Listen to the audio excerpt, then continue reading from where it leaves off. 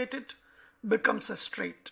If you zoom close enough, and this is the single very interesting idea that changed the whole calculus. Today, let's see what a derivative actually means. Imagine you are driving a car on a curvy road right now, and somebody asks you, what's the exact speed of the car?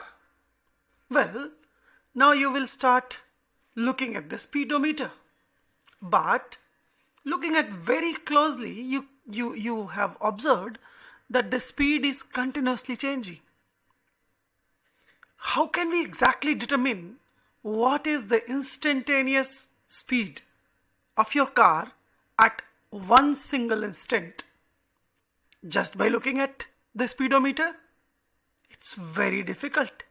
Let us see more intuitively what exactly these instantaneous rate of change is, to look more deeper into it. So here is the interesting animation that will tell you about the exact meaning of the derivative. So let us enhance and know closely what exactly a derivative means. Look at this diagram. In this blue colored function, we are choosing 2 points. You know, when you join any 2 points on a curve, you create a chord of the curve. And what if you extend these chords? This becomes a secant.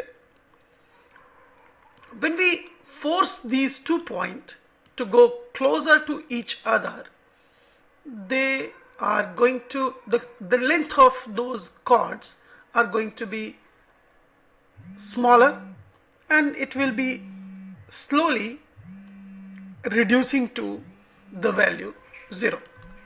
So if we reduce the gap between these 2 points, and we call it h, if we slowly keep on reducing this value and these 2 points merge with each other, in that case the length of this chord becomes 0, and so we can clearly see that the secant becomes the tangent. That moment is actually the derivative. So we can technically say that derivative is nothing but the slope of a tangent at that particular point. Let us do it once again and see what exactly these derivative and chord technically means. When the point represented by red dot and the black dot are 2 different points, they are basically a chord, and let us bound them to go closer, and the moment these 2 points merge with each other, this is the condition, it becomes the tangent.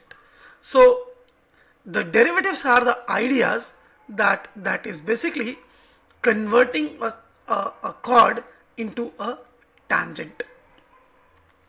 We can see closely how exactly these values are dependent. So if we just separate these 2 points, let's say slowly, and we just zoom out the values. So this is just zooming out the values, and they are very, very far away from each other. However, when we make this h relatively, h is basically the gap between them, and if we make it relatively small, they will be going closer to each other.